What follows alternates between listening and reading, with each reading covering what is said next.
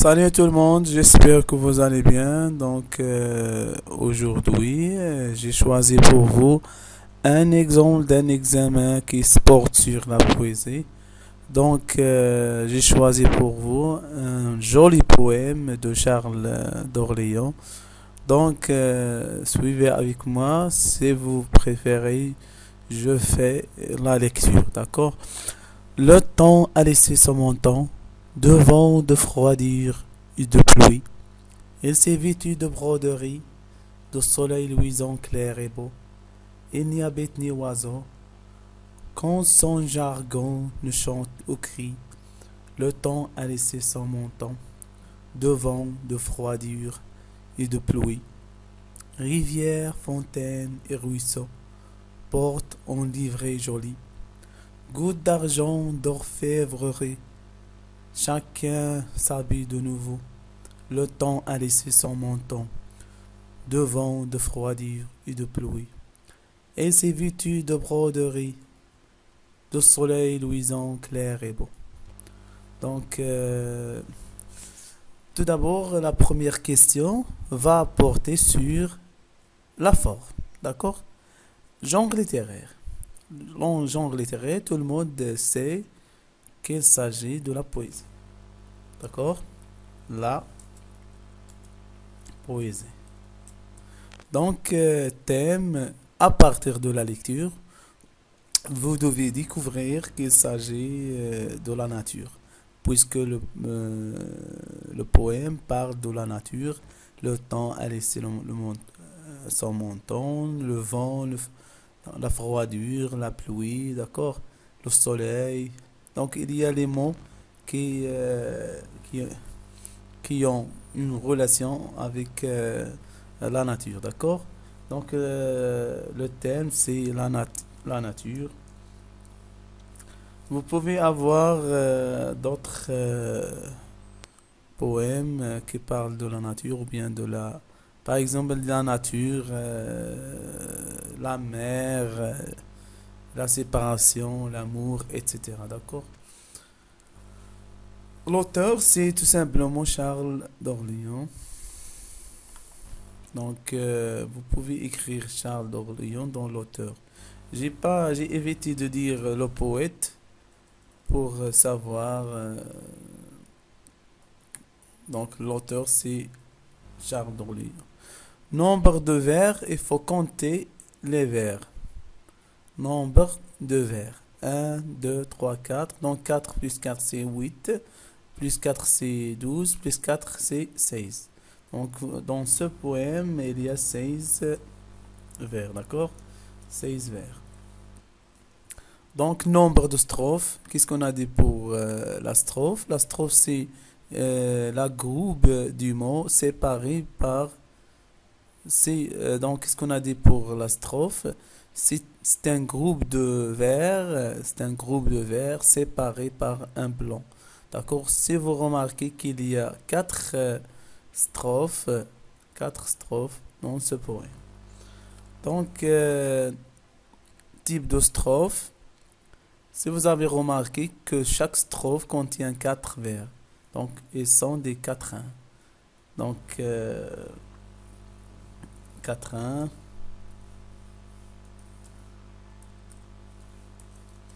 Ils sont des quatrains, d'accord? Donc, vous pouvez avoir des quatrains et des tertiens en même temps. On a vu dans la classe, par exemple, le sonnet.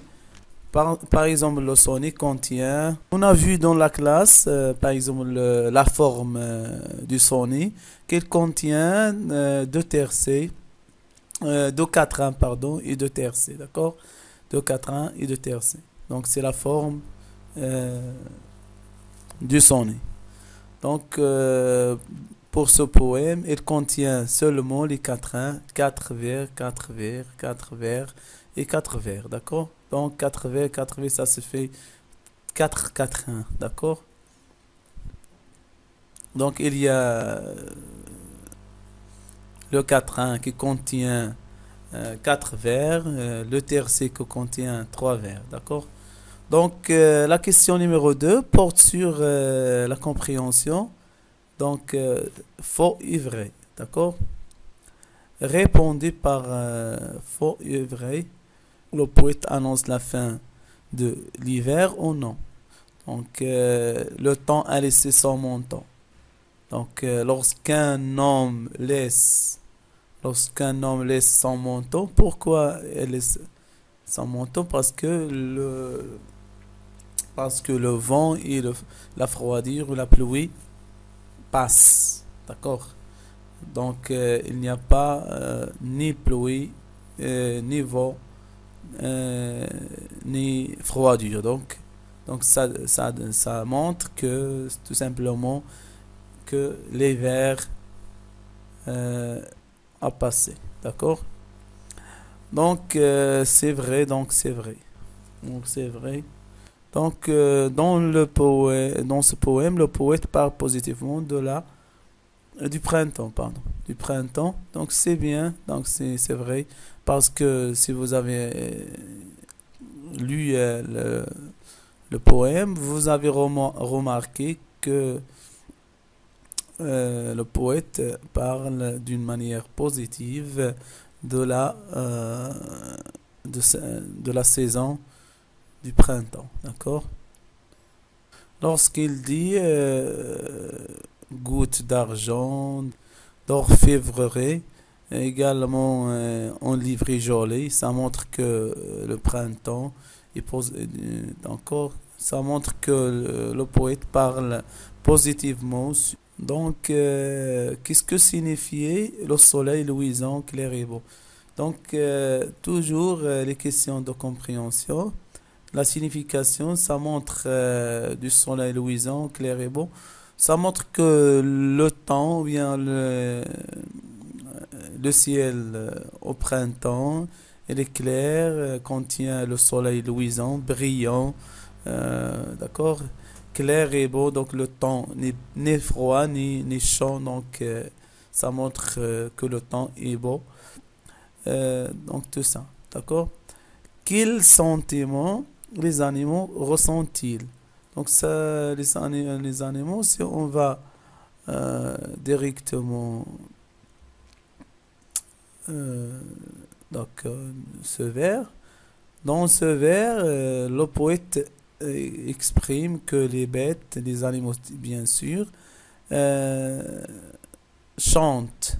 Chantent, ça montre que chantent ou crient. Donc chante, ça montre que les animaux sont heureux, d'accord? Sont heureux. Donc quels sentiments les animaux ressentent-ils? Donc les animaux ressentent heureux, d'accord?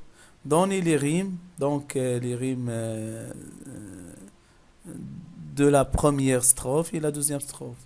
Donc la première strophe, on va faire les rimes. Montant, le temps a laissé son manteau. Oh, pluie, oui. Broderie, riz. Euh, beau, beau. Donc, pour la première strophe, vous avez remarqué que donc A, B, B, A. Donc A, B, B, A. Donc pour la première strophe, c'est tout simplement rime A, B, B, A. Ce sont des rimes. Ce sont des rimes. Ce sont des rimes embrassées. Pour la deuxième strophe, on va voir pour la deuxième strophe. Donc la première strophe, la deuxième strophe. Ni oiseau, o, cri, o, i. O, i, o, i. Donc A, B, A, B. Ce sont des rimes, tout simplement, ce sont des rimes croisées. D'accord? Donc A, B, B, A. Ce sont des rimes embrassées ou bien directement embrassées. Ou bien pour l'autre question, euh, A, B, A, B, rime croisée. D'accord? C'est bien pour cette question. Donc, dégager dégager dans le deuxième vers une allitération, une assonance. Donc, on a vu déjà qu'est-ce que ça veut dire allitération et assonance. Allitération, c'est tout simplement la répétition de la même consonne. Donc, dégager donc le deuxième vers. Donc, le deuxième vers, on va dégager dans le deuxième vers allitération. C'est la répétition de consonnes. D'accord? C'est la répétition de consonnes. De vent, de froidure et de pluie. Vous avez remarqué bien qu'il y a répétition de day. D'accord? Qu'il y a répétition de day. D'accord? On va agrandir un peu. Donc, répétition de day. Donc, de vent, de froidure, dur et de pluie. Donc, vous avez dans ce poème, ou bien dans ce vers, il y a l'allitération de day. D'accord? Combien de fois? 1, 2, 3, 4. Donc, allitération de day. La réponse, c'est day. À savoir, vous devez souligner les mots qui contiennent dans l'examen, vous devez souligner les mots qui contiennent cette consonne, d'accord? Pour l'assonance, on a vu déjà, l'assonance, c'est la répétition de la même voyelle. Donc, le E, 1, 2, 3. Donc, répétition de E, donc la voyelle E, de style. Vous avez l'hyperbole, personnification, métaphore. Quand vous étiez petite, une milliarde abeilles. Donc, une milliarde d'abeilles. Donc, quand vous étiez petite, donc une milliarde d'abeilles, simplement, c'est une comparaison sans outil de comparaison, c'est tout simplement métaphore, d'accord? C'est une métaphore. D'accord? Va donc, vivons ou mort. Donc, vivons ou mort, vous avez remarqué ici qu'il y a deux mots contraires, d'accord? Donc, tout simplement, c'est l'antithèse.